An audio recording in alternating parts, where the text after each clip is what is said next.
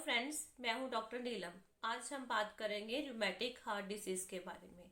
Rheumatic heart disease जो है एक बहुत ही कॉमन कारण है हार्ट फेलियर का, क्योंकि इसकी वजह से आपकी जो हार्ट है उसकी मसल्स डैमेज हो जाती हैं। ये जो है आपके वॉल्व्स को डैमेज कर देता है।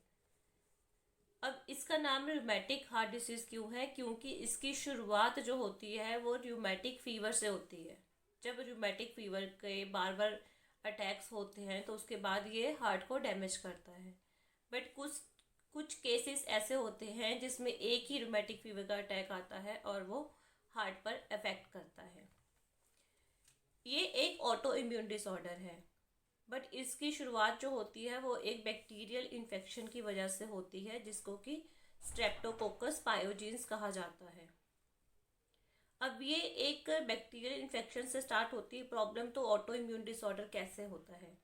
ऑटो इम्यून डिसऑर्डर का मतलब होता है जब आपके शरीर की इम्यूनिटी आपके ही शरीर के सेल्स को डैमेज करती है। मतलब वो सेल्स जो आपको बीमारी से बचाते हैं, बीमारी के अगेंस्ट लड़ते हैं, जब वही सेल्स आपके शरीर के सेल्स को डैमेज करने लगे तो उसको ऑटो इम्यून डिसऑर्डर कहा जाता है। इस केसेस में क्या होता है? इस केस में ये होता है कि जो बैक्टीरिया होता है स्ट्रेप्टोकोकस पायोजीन्स, जब वो आपकी बॉडी पर अटैक करता है तो उसके खिलाफ लड़ने के लिए हमारी बॉडी की इम्यूनिटी काम करती है। मतलब हमारी बॉडी में जो सेल्स उनके खिलाफ काम करते हैं उसको एंटीबॉडीज कहा जाता है। अब ये एंटीबॉडीज जो है अपने ही सेल्स को डैमेज इसलिए करते हैं क्योंकि जो एंटीजन्स हैं, मतलब वो बैक्टीरिया जो आपकी बॉडी को डैमेज कर रहा है, उसका स्ट्रक्चर और हमारे जो हार्ट मसल्स में जैसे सेल्स होते हैं उसका स्ट्रक्चर बिल्कुल सेम होता है। या यूं कह लीजिए, जैसे आपने सुना होगा हम शक्ल। हमारे जो हार्ट में सेल्स होते हैं वो इतने ज़्यादा हम शक्ल होते हैं उस बैक्टीरिया के कि हमारे बॉडी के सेल्स पहचान ही नहीं पाते। उनको एंटीजेंस को मारना होता है और उसकी गलती में वो हमारी बॉडी के खुद के सेल्स को डैमेज करते रहते हैं। जब ये सेल्स, हमारे ही शरीर के सेल्स हमारे ही बॉडी के सेल्स को डैमेज करते हैं तो हमारी बॉडी उसको रिपेयर करती है। जब बार बार वो रिपेयरिंग होगी, हमारी बॉडी जो है एंटीबॉडीज हमारे सेल्स को डैमेज करेंगी, हार्ट के, हमारी बॉडी उसको रिपेयर करेगी, फिर वो डैमेज करेंगे, फिर रिपेयरिंग करेगी। जब ये प्रोसेस लंबे समय तक चलता है तो फिर उसमें स्कार्स पड़ जाते हैं, निशान। जैसे एक ही चोट आपको अगर स्किन पे लगती है बार बार तो वहाँ की स्किन जो है खिंच जाती है, स्ट्रेच हो जाती है, वहाँ पर रिंकल्स खत्म हो जाते हैं। इवन तक आपने देखा होगा बचपन में अगर बच्चों को कहीं चोट लगती है, कोई उंगली कट जाती है, बाकी इसकी उंगली या फिंगर होती है उसकी तो ग्रोथ होती है, लेकिन जहाँ पे कटा होता है उसकी ग्रोथ नहीं होती। तो यही हमारा हाल जो है हमारे हार्ट की अंदर वाली मसल्स का और वॉल्व्स का होता है। और जैसे जैसे ये डैमेज होते हैं आपका हार्ट फेलियर की तरफ जाता है और हार्ट से रिलेटेड सिम्टम्स आपको आने शुरू होते हैं। इसकी शुरुआत होती है बचपन में। जब आप बच्चों की उम्र 5 से लेकर 15 साल के बीच में होती है तो बच्चों में बैक्टीरियल इन्फेक्शन होता है, जिसको कि स्ट्रेप्टोकोकस पायोजीन्स कहा जाता है। इस इन्फेक्शन की वजह से बच्चों में गला खराब हो जाता है, टॉन्सिल्स हो जाता है, फेरेंजाइटिस हो जाता है। बच्चे ट्रीटमेंट लेते हैं, बट इनमें से 3 से 4% बच्चे ऐसे होते हैं जिनका जो है ये इन्फेक्शन गले का ठीक नहीं होता है। फिर डॉक्टर जब टेस्ट करवाते हैं तो पता चलता है कि इनका जो स्ट्रेप्टोकोकस पायोजीन्स है वो पॉजिटिव है। तो ऐसे बच्चों में जो लक्षण आते हैं, जैसे आज आपका मान लो बच्चों का गला खराब हुआ तो उसके बाद 2 से 4 हफ्तों के बाद जो है बच्चों में लक्षण आना शुरू हो जाता है। जैसे बुखार होता है और स्किन पर जो है रेड कलर के रैशेस हो जाते हैं। और सबसे ज़्यादा रूमेटिक का मतलब होता है ऐसा बुखार जो जोड़ों के ऊपर, मसल्स के ऊपर, टेंडन्स के ऊपर, लिगामेंट्स के ऊपर असर डालता है। तो इसीलिए बच्चों में जो है जॉइंट्स पेन होता है। और जो मसल्स है वो इनवॉलेंट्री मूवमेंट्स होती है, मतलब कि आपके कंट्रोल में नहीं होता, मसल्स अपने आप जो है मूवमेंट करती हैं।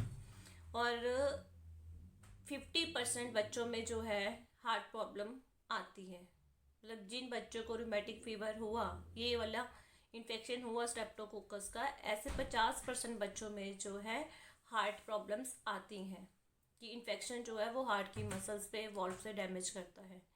क्योंकि ये जो बैक्टीरिया है जो आपकी आर्टरीज होती है, ब्लड वेसल्स होती है, सबसे पहले उसके आसपास के टिश्यूज को डैमेज करता है। और हार्ट जो है सबसे बड़ी, अगर देखा जाए तो ब्लड वेसल है, सारा ब्लड जो सर्कुलेट होता है वहीं से शुरू होता है, वहीं पर आकर ख़त्म होता है।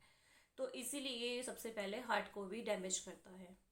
इसके अलावा ये स्किन को, ब्रेन को डैमेज करता है, जॉइंट्स को जो है उस पर अफेक्ट करता है। अगर रूमेटिक फीवर ब्रेन के ऊपर असर डालता है तो फिर पेशेंट को बहुत ज़्यादा गुस्सा आता है, या पेशेंट जो है बहुत ज़्यादा हंसता है या बहुत ज़्यादा रोता है, या जो फेस की मूवमेंट है वो कंट्रोल में नहीं रहती है, मतलब कि हाथों की, पैरों की, जैसे चेहरे की मूवमेंट जो है वो अपने आप होती रहती है, ट्रैम्पल करते हैं बट वो आपके कंट्रोल में नहीं रहता।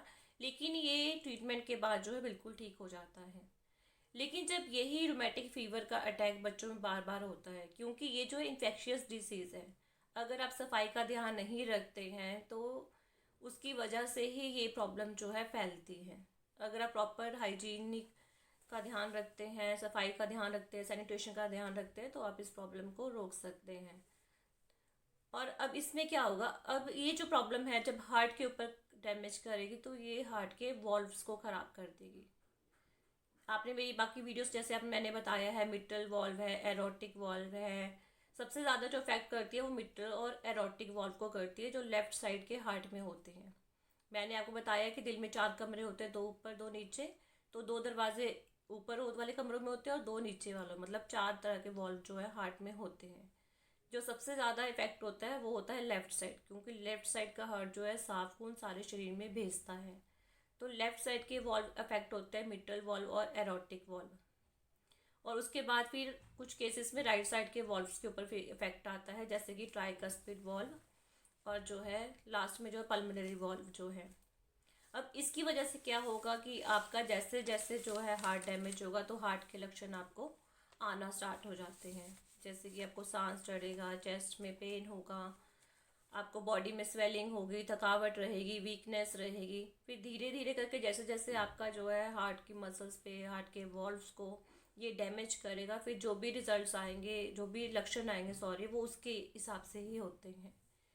ये एक इन्फ्लामेटरी प्रोसेस है, मतलब रूमेटिक हार्ट डिसीज जो है ये एक इन्फ्लामेटरी प्रोसेस है। इन्फ्लामेटरी प्रोसेस का मतलब कि दो पार्टीज हैं, युद्ध युद्ध होता है दो पार्टीज का।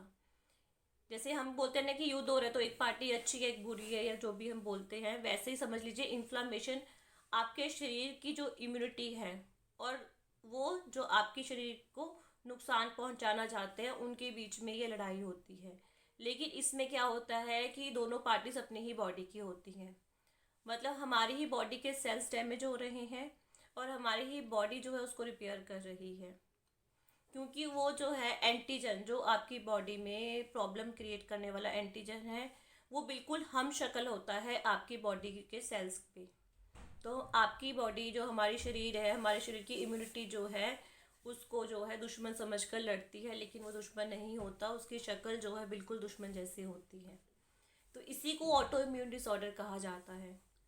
तो इसीलिए अगर ये एक बार हो जाता है तो इसका ट्रीटमेंट मुश्किल होता है, लेकिन आप इसको ट्रीटमेंट से रोक सकते हैं, मतलब जहाँ आपकी कंडीशन है उसको रोक कर कुछ परसेंट तक आप उसको रिकवर कर सकते हैं। तो ये मैंने आपको इसलिए बताया क्योंकि मेरे पास ऐसे बहुत सारे पेशेंट्स आते हैं जो इकोकार्डियोग्राफी की रिपोर्ट होती है उसमें लिखा होता है रूमेटिक हार्ट डिसीज़। तो इसके लिए टेस्ट वही है जो हम हार्ट के लिए करवाते हैं, एक्सरे है, ईसीजी है, इकोकार्डियोग्राफी है, ब्लड सैंपल आप ले सकते हैं। अगर जैसे सीआरपी है, एएसआर है, ये इन्फ्लामेशन अगर आपकी एक्टिव प्रोसेस है बॉडी में तो ये इसके लेवल जो है बड़े हुए आते हैं। अगर आपको मेरा वीडियो पसंद आए तो लाइक कीजिए, शेयर कीजिए, सब्सक्राइब कीजिए। नमस्ते।